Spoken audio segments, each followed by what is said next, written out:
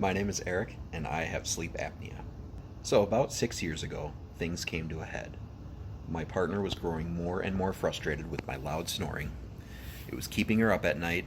She was wearing earplugs to bed. She got really concerned when I stopped breathing for what seemed like a full minute and then gasp and choke. I even woke up a couple times gasping for air, and it really freaked me out. It's like waking up underwater.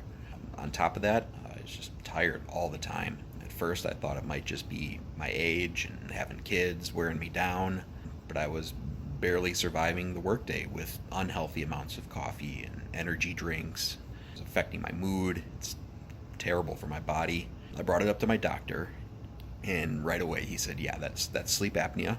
He referred me to a sleep center, and I made an appointment for a sleep study. They hooked me up a bunch of tubes and wires. They told me to go to sleep like normal, all hooked up into the matrix way earlier than my usual bedtime. It was pretty miserable. The results from that one were inconclusive, so I had to go back for another one. The nurse running the study said the other nurse running the previous study did it wrong, which did not inspire a whole lot of confidence. So the results came back, and they said I had severe sleep apnea. They gave me a BiPAP, which is a CPAP that has two different pressure settings, one for the inhale and one for the exhale. It's pretty intense. I followed all the directions, did the research, and managed to fall asleep with it on that first night. I woke up the next morning with it off, and I had no memory of ripping it off. I tried again and again. I'd wake up after about 2 hours with my face aching and nose burning, and my mouth was dry. It was even using the built-in humidifier, and it wasn't helping. I went back to the sleep clinic.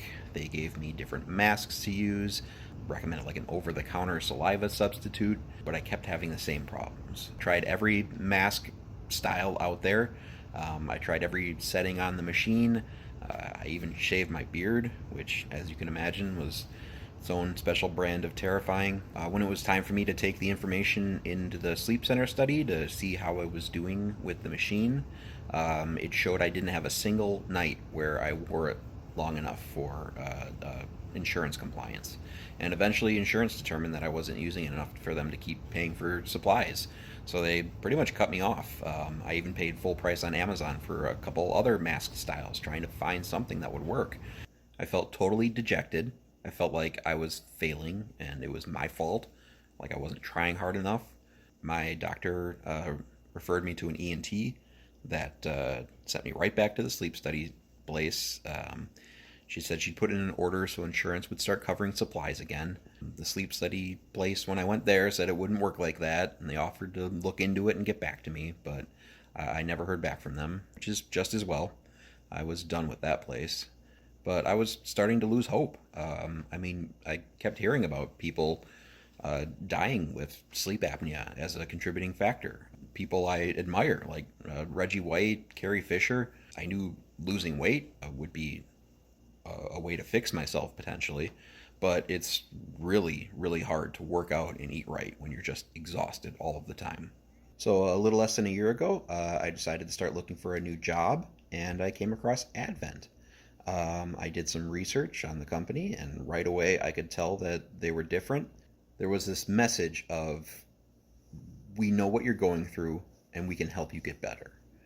And that really appealed to me. I read and watched everything on the website, their YouTube channel, and it was the ideas that there might be an airway issue that was preventing the CPAP from working. And then there are other non-CPAP treatment options out there. I mean, those were revelations. So I got the job and started working for Advent, but I definitely had this ulterior motive. Like, hey, maybe I can actually get this taken care of. So now I'm about to start my Advent patient journey. I get to document the whole thing for you.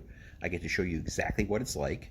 Obviously, being an Advent employee will color my experience to an extent, but the goal with this whole thing is to be as real and honest as possible. So they'd better do a good job and fix me, right?